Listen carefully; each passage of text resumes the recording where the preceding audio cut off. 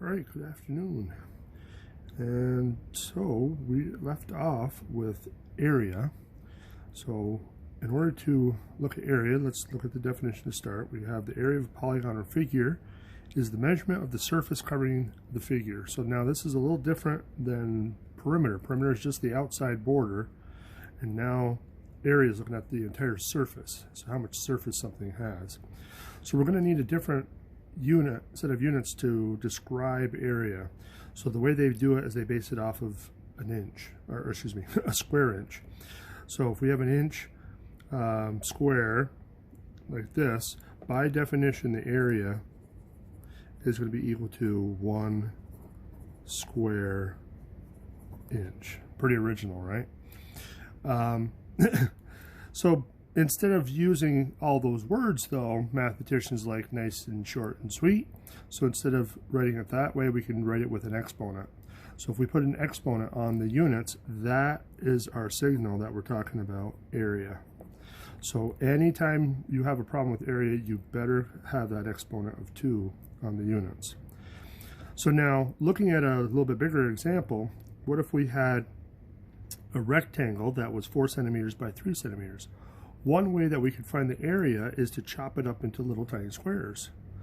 So that way we can fall back to the definition. So each one of these little tiny squares is 1 centimeter by 1 centimeter. So the area is 1 square centimeter.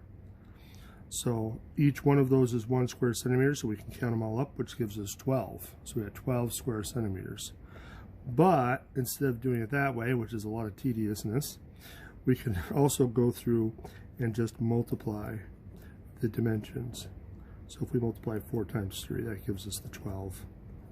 So we get the same answer just by multiplying. And that gets us to our first formula. So looking at our set of formulas here, we have a rectangle, which we just did. So all we need to do is multiply length times width. So if we have any rectangle, and we know the length and the width, then that should give us the area.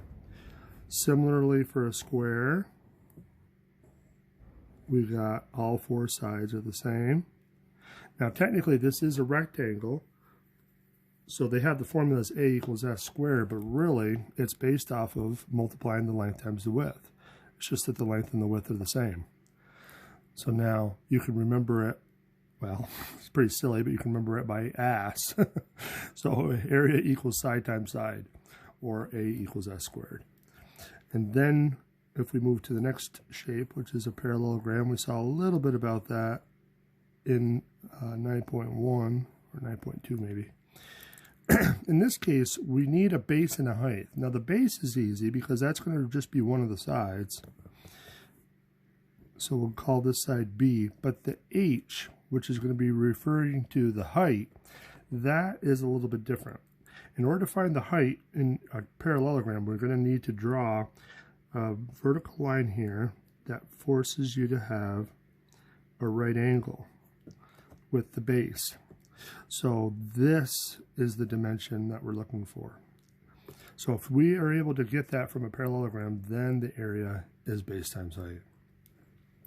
Now how that's determined, it's kind of a spin-off of the rectangle. If we take this triangle and chop it off and put it right here, you have a rectangle. So essentially they're just trying to make it look like a rectangle. Very similar with the trapezoid. If we have a trapezoid, remember, has 2 sides that are parallel, and the other 2 sides can kind of do what they want. In this case, we got a lot more variables to worry about, but B and B are just referring to the 2 parallel sides. So if we call the smaller one little b and the bigger one big B, that takes care of those, but then we still need that H, and the H is very similar to what we did up there. So if we draw this line here that makes a right angle, that will be our H. And again, the spin-off of why this is the way this formula works is based off of the rectangle, but I won't show you unless you really want to know. And then we got the triangle. So the triangle, again, we have to have a base. In this case, we have a height here And you can kind of see that it's essentially half of a parallelogram. If we chopped it in half, you'd have a triangle. So that gives you all of those formulas. And so on the next page, we'll look at doing some problems with them.